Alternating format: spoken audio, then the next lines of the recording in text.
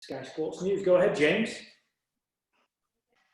Hi, Chris. It's been an unprecedented summer, a great summer for England in terms of results for getting this series. But how will you look back on it as coach? Yeah, I mean, it's with a lot of pride, to be honest. I think, first and foremost, you look back at obviously April, and we're all looking to say, how are we going to get this on?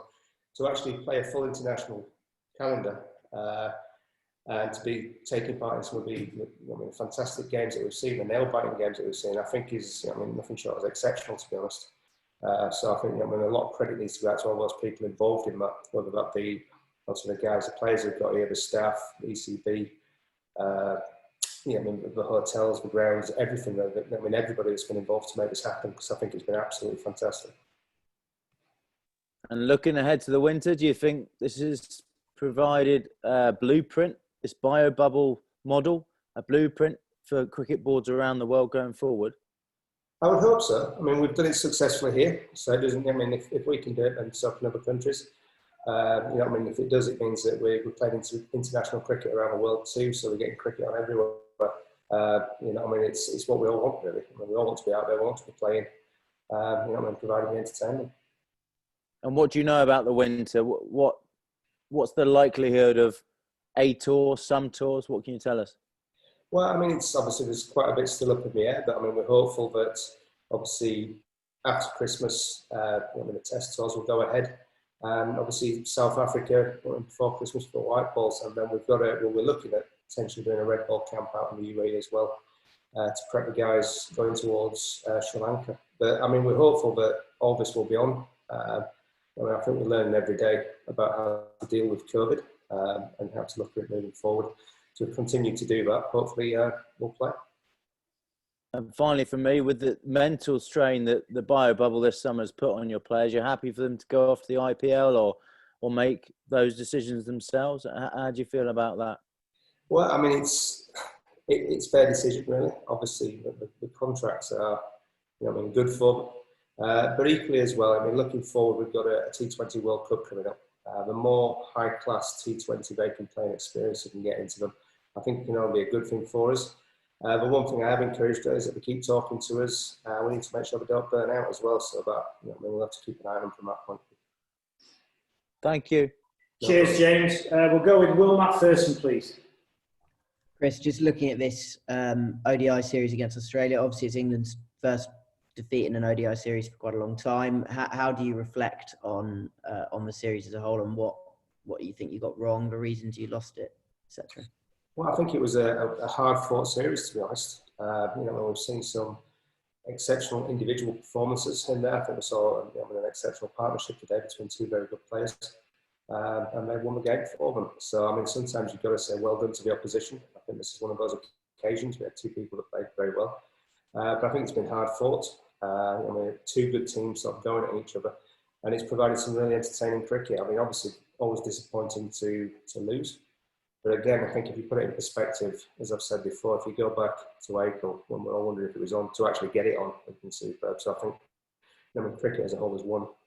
So we won't be getting too down about it. I think there are things we can work on. Obviously, fielding is one thing that we've started pushing, coming into this series, and I think we need to continually work on that, because I think we can always improve. Dean Wilson, please. Hi, Spoons. You talk about the hard-fought series, and it was very competitive, but it didn't seem as though England really played their best ODI cricket. You did well to make it as close as it was, but it didn't seem like you were playing at your best. Do you think that, having climbed the Everest of the World Cup win, that you've got a job on your hand as coach now to kind of work out how to build again for the next one, to get the hunger going again for the guys? You don't have that same challenge ahead of you. It's a different type of challenge as the world champions now. Is that a task for you? I think, the passion's still there, the desire's still there. So I think it will come from within, and it's, we played on, obviously, the wicket for the first two games. It was a difficult wicket. It's not the type of wicket that we've been used to playing on, where we can play, an expansive game that we do. So that was a different challenge for us. But it certainly weren't through any sort of, lack of effort or lack of passion to get out there and score runs. And coming into this game, the guys were as determined as ever to perform. I think you're right. I don't think we have performed at our best. I think, there's a few more gears in there for us. And we've got to continually push to strive to improve, really, because I think we've got to keep pushing boundaries. The last thing I want is for guys to go into the show. I want them to come out a bit more. If we get pushed, we want to push back harder. We want them to break records. It's what these guys do. They don't know what limits are. So we'll just keep trying to create an environment where they feel that they can go break records. And for you personally, having come through this summer, you talked about what an unusual summer it's been and how far we've managed to come in terms of getting the games on. But in terms of you as the coach across these three teams, what's your kind of takeaway on where they are and kind of what you need to look forward to? Well, I think it's been strange times, there's no doubt about it. One of the things I have enjoyed is the fact that my two assistant coaches have got to lead the team as well. We've both had opportunities to be head coach, and I've had an opportunity to step back and watch from a distance, really. So I think that's a positive for us, because I think moving forward, we're going to have to learn to split the squad up like that again, because if things aren't going to change in a rush, it may be that we have to take that step again when we push forward. I think from a test point of view, when we continue to work on the blueprint that we've been trying to build since New Zealand, when we talked about it there, big first innings runs and then putting pressure on the opposition. We look at Zach Crawley coming through at number 3, scoring those big runs down at the Aegeus. It was a fantastic effort at number 3.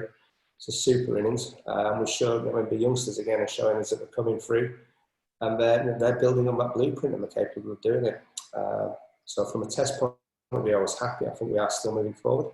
And T20, obviously we played some good cricket there, and so defeated in this format, but the passion's there. And we've had some very entertaining cricket. And just a final thought from me. We've talked a lot about Jofra Archer over the recent past, and obviously you're the kind of constant in terms of a head coach across all the teams. He spoke to us about the change of kind of scenery between Test and One Day, and how much he enjoyed himself playing in the whiteboard teams. Have you got any thoughts on how you can kind of keep his enjoyment levels up across all formats? If we get rid of COVID, that'd be great. It's been difficult, and I think Joffrey's found the fact that we've been locked up difficult at times, and he's not the only player. There's quite a few. But unfortunately, it's where we are, and we've got to do it. And I'm very proud of the guys that have gone about the business while we've been in this situation.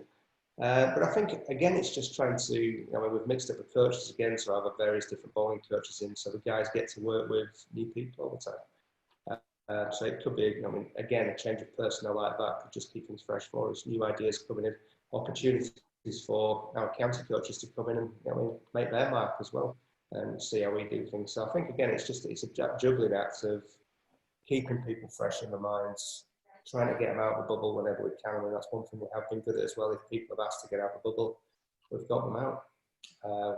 So we said we would do it, we have. So it could be a case of just trying to make sure that we're not burning people out there. Thank you. Okay, well, John, and then we'll finish with Andrew Miller, please. Chris, hi. The ECB confirmed yesterday there's going to be some quite significant job losses in the organisation. Have you been given any assurances about your backroom staff in terms of keeping their jobs and so on? I'm not sure I should be speaking about that, John, to be honest. Is that my department? No, it's probably not somewhere I need to go, that, John, if you don't mind. Okay. Obviously, it's not my department. That's it. You're obviously very close to your support staff, so I imagine you're pretty keen to keep them. But... Obviously, I'm keen to keep all the staff that are around because I think they're a good bunch I've got. So I'm keen to do that. But like I say, it's not my department. Well, okay. And can I ask just about Joe Root? Across the two formats he plays, I guess his standards, he's had a relatively unproductive summer in terms of runs scored. Is that a cause for concern at all? I don't think so. You can't perform all the time, and we've got to accept that. And there have been extremely, strange circumstances we're in. But Joe's a fine player. He's a class act, and he'll come good. So I have no concerns about it. Okay, thanks. Thanks, John. And last one, Andrew, please.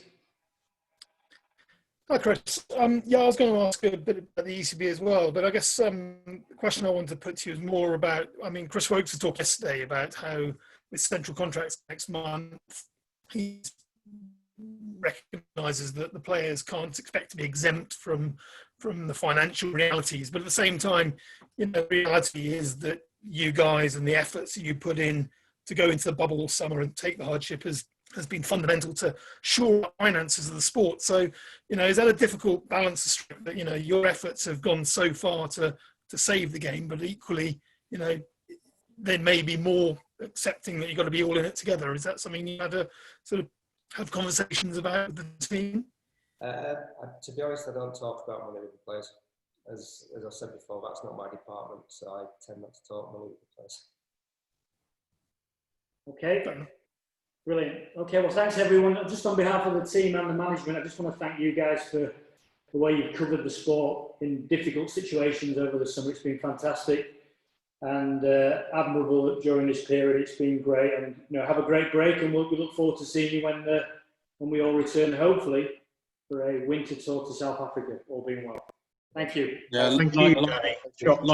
Likewise, Danny, from the press Have corps. a good break. You've helped us as always, and we do really appreciate it. Thanks, mate. Cheers. Thanks, guys. Well done, guys. Well done. Cheers, Danny. Cheers, Thank Chris. you. Thank you. Cheers.